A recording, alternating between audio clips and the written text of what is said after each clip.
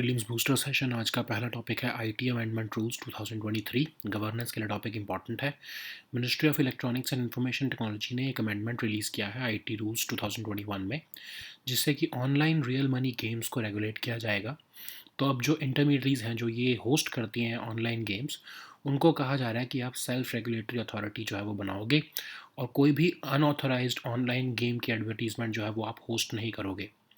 फिर इसके अलावा गेमिंग के अलावा जो आपकी सोशल मीडिया इंटरमीडियरीज हैं उनको ये भी कहा जा रहा है कि सेंट्रल गवर्नमेंट के बिजनेस के रिगार्डिंग कोई भी अगर फेक न्यूज़ फैलाई जा रही है तो आप फैक्ट चेक जो यूनिट होगा गवर्नमेंट का पीआईबी जो है द्वारा लेड, उसके बेसिस पर आप उस कंटेंट को हटाओगे।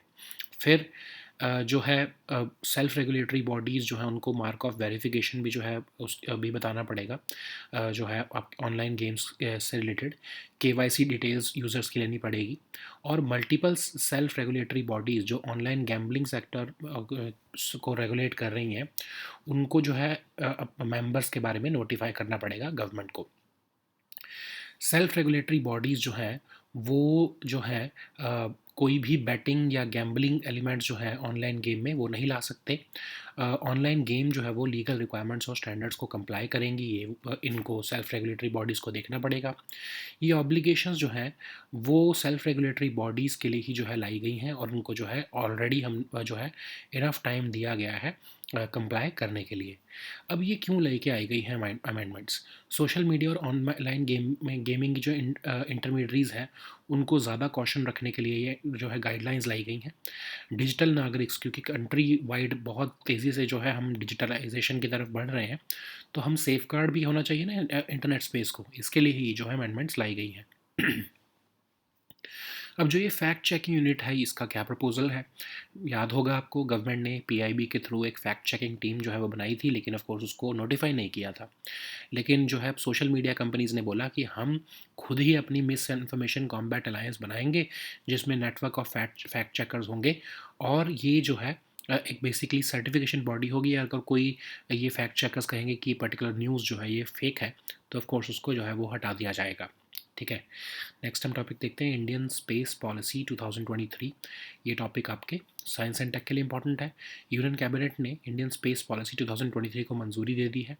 और लीगो क्या है? लेज़र इंफेरोमीटर ग्रेविटेशनल वेव ऑब्जर्वेटरी, जो महाराष्ट्र के हिंगोली में बनाई जाने वाली है, उसको भी अप्रूवल मिल चुका है।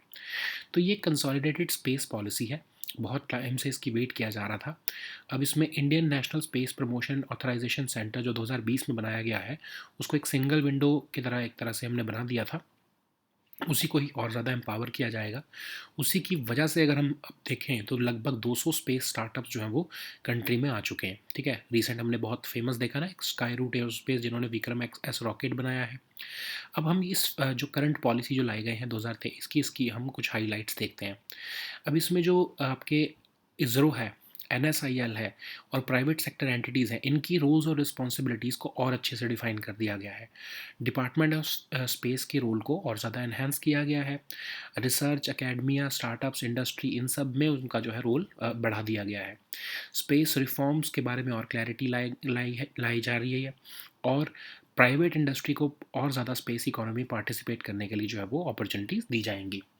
तो अब लेकिन फिर भी कंसर्न्स ज़रूर हैं इस पॉलिसी रिलेटेड। ऑफ कोर्स ये पॉलिसी है, सिर्फ कोई बिल नहीं है, तो अभी तक हम कोई बिल नहीं लेके आ पाए हैं हम अपने कमर्शियल जो है स्पेस को एक्सप्लोर करने के लिए।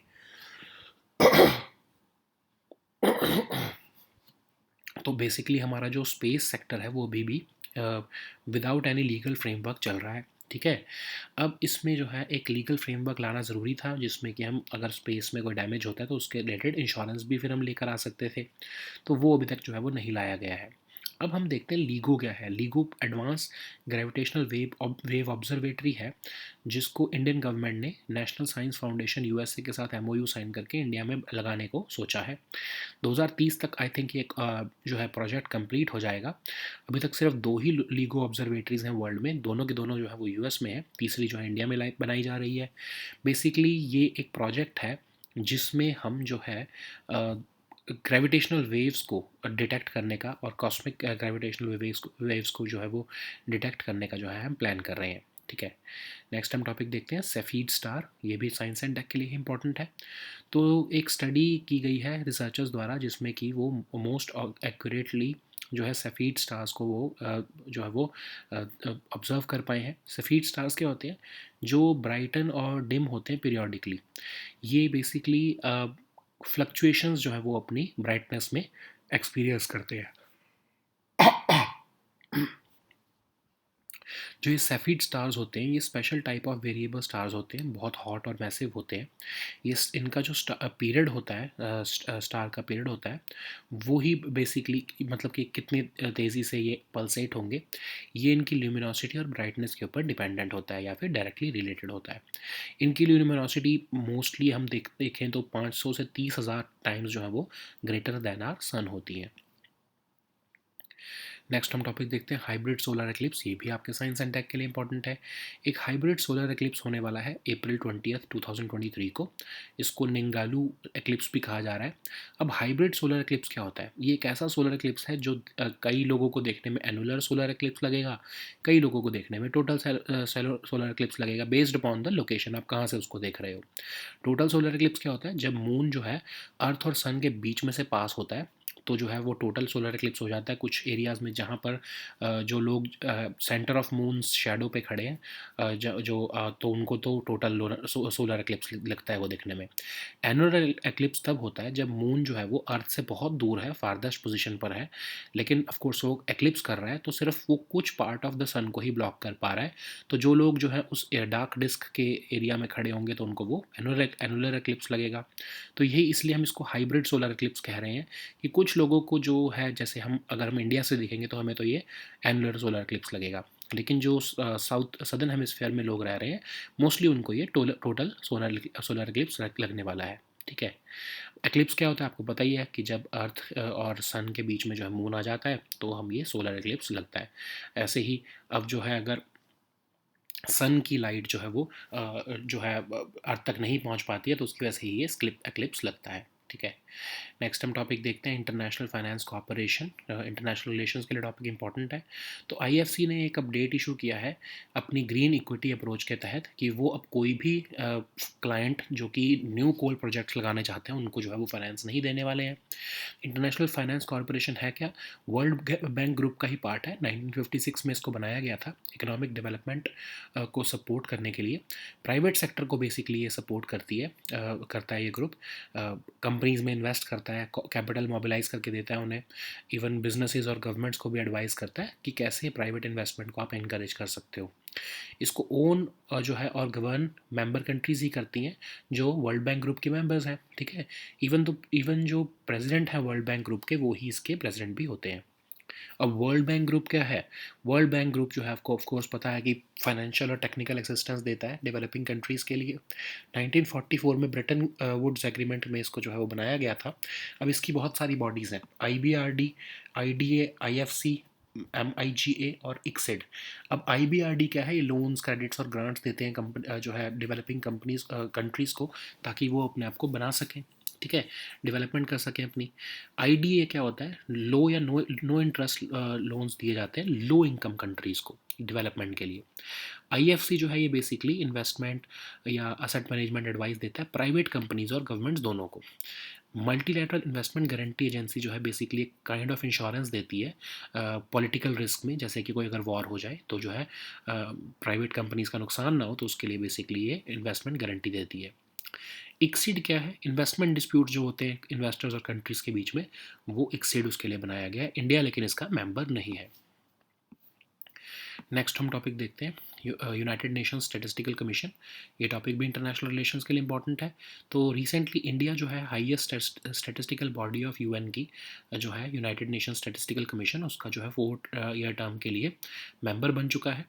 1947 में ये बॉडी बनाई गई थी। चीफ स्टैटिशियंस फ्रॉम मेंबर स्टेट्स जो है अराउंड द वर्ल्ड वो इसके मेंबर होते हैं। हाईएस्ट डिसीजन मेकिंग बॉडी है ये इंटरनेशनल स्टैटिस्टिकल एक्टिविटीज़ के लिए। स्टैटिस्टिकल स्टैंडर्ड्स भी सेट करती है। United Nations economic and social council का ये एक पार्ट है। एक टाइम पर इसकी 24 मेंबर कंट्रीज़ जो है वो मेंबर्स होती हैं। इंडिया जो है 2004 में लास्ट टाइम जो है वो इसका मेंबर बना था और अब दोबारा ऑलमोस्ट 2 डेकेड्स के बाद इसका मेंबर बन रहा है। नेक्स्ट हम टॉपिक देखते हैं Guyana. Venezuela border dispute international relations के लिए टॉपिक भी इंपॉर्टेंट है। तो आईसीजे में ये डिस्प्यूट गया है, जो कि ज्यूरिसडिक्शन का डिस्प्यूट है, बॉर्डर डिस्प्यूट है बेसिकली गियाना और वेनेजुएला से रिलेटेड। तो ये डिस्प्यूट है क्या?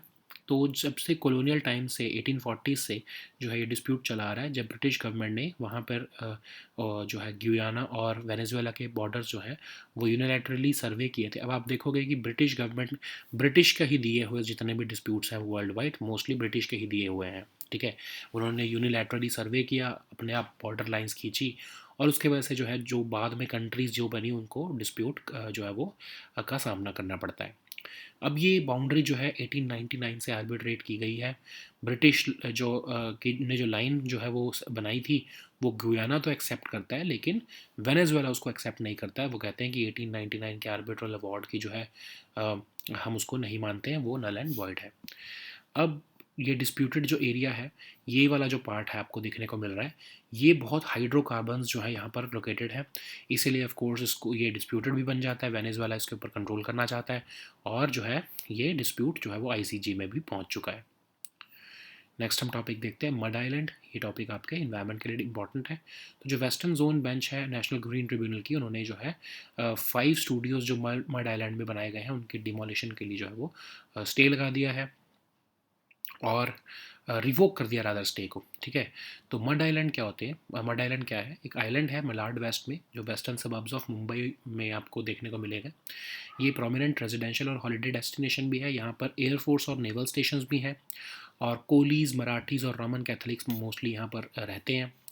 अब नेशनल ग्रीन ट्रिब्यूनल आपको पता ही है कि नेशनल ग्रीन ट्रिब्यूनल एक्ट द्वारा बनाया गया है इसको, और environment protection, conservation of forest और अदर नेचुरल रिसोर्सेज को के लिए इस एनजीटी जो है वो काम करता है।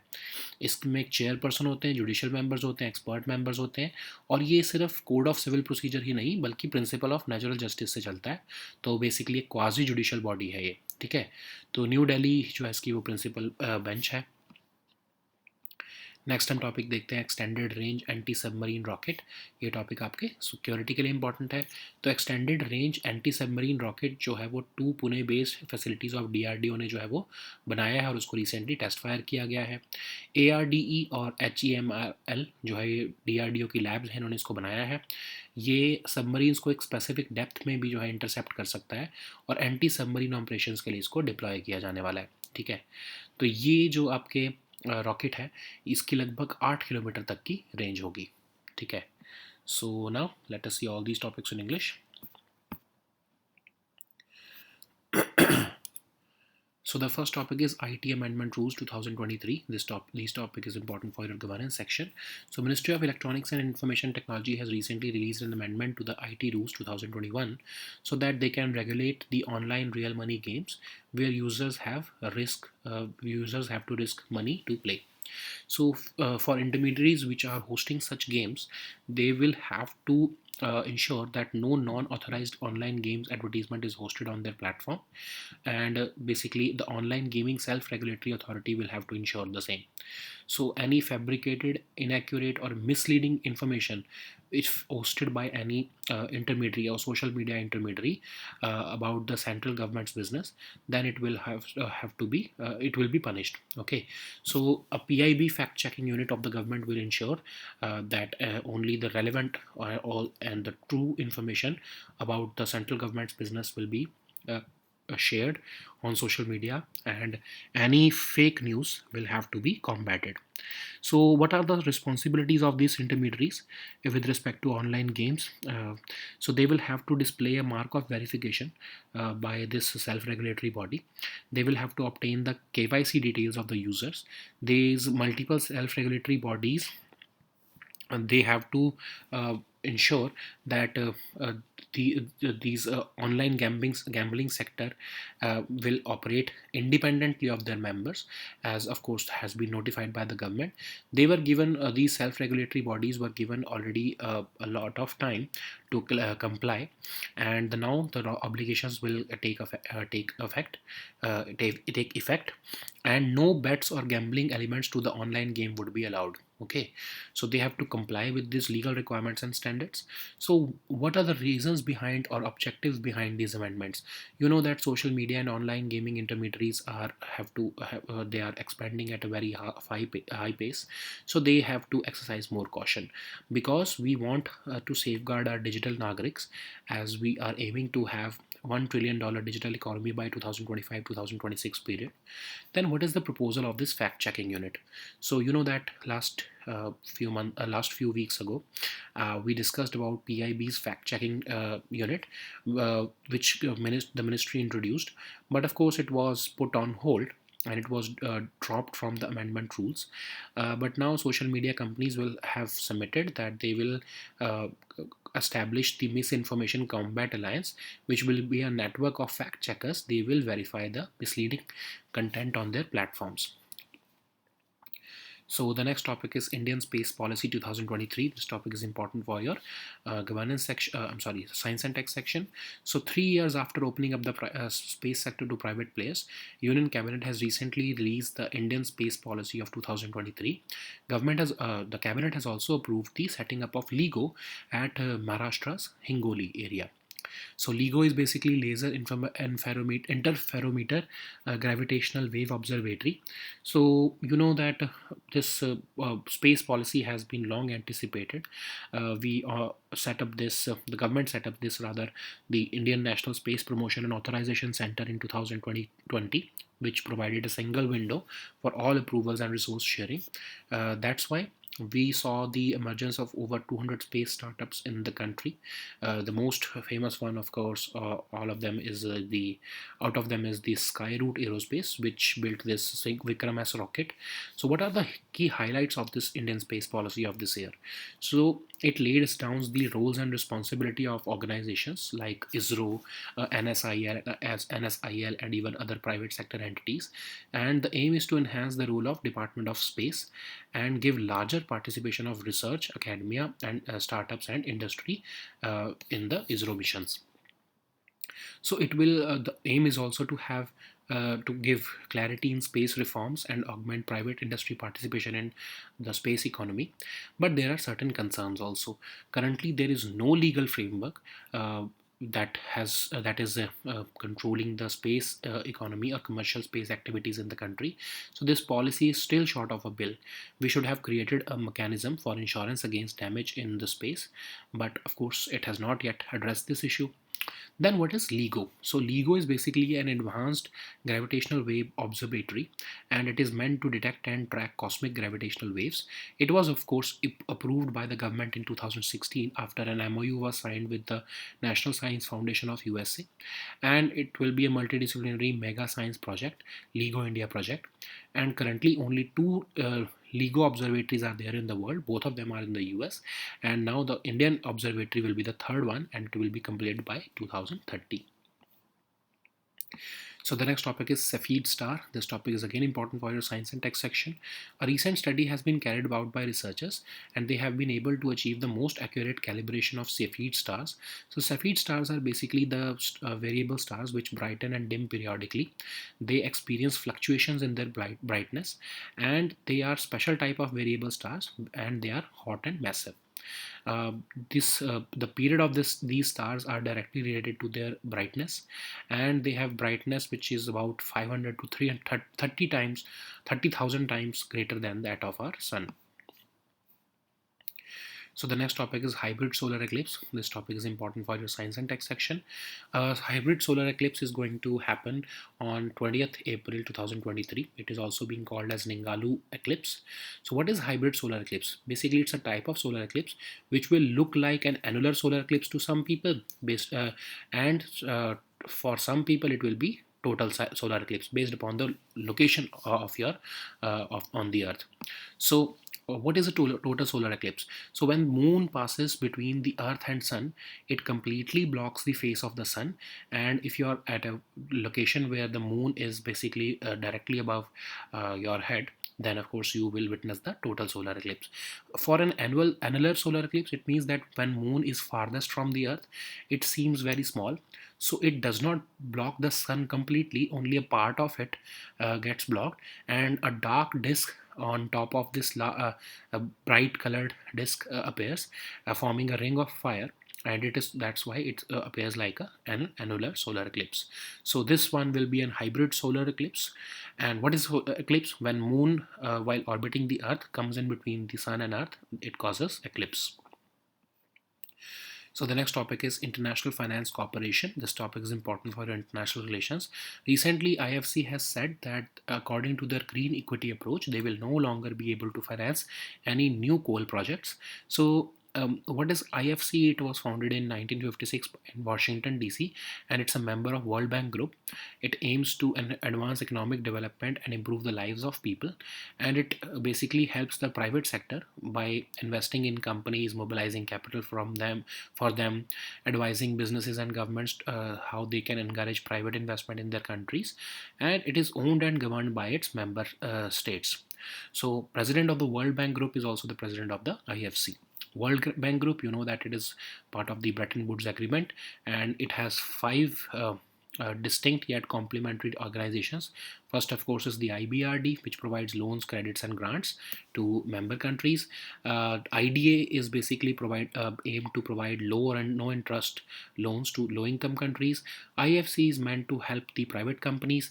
MIGA is aims to ensure the lenders and investors against political risks, and ICSID is basically meant to resolve the investment disputes between investors and countries.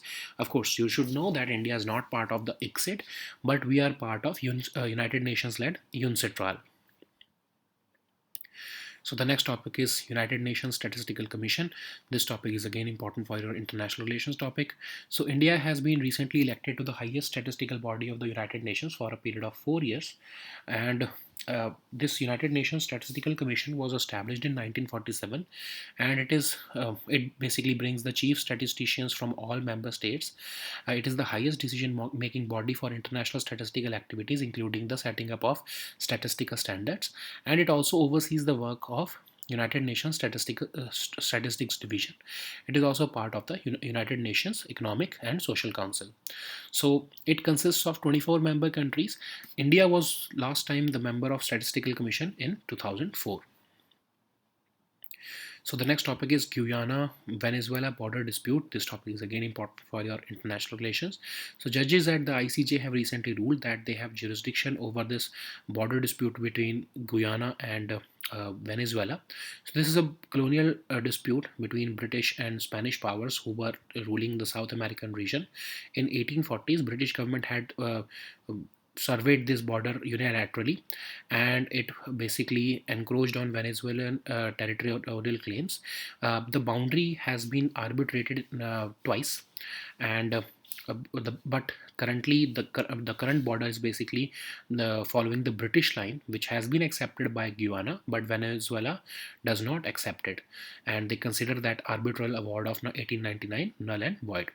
So of course this area of dispute also has high hydrocarbons.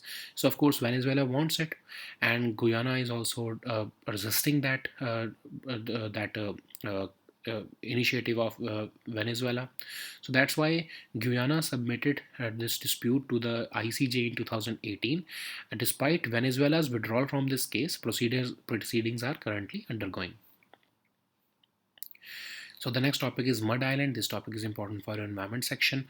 So the Western Zone Bench of National Green Tribunal has recently revoked the stay on demolition of 5 studios in this Mud Island area, which is located in Malad, west of western suburbs of Mumbai, and it is a prominent residential and holiday destination. It also houses Air Force and naval stations.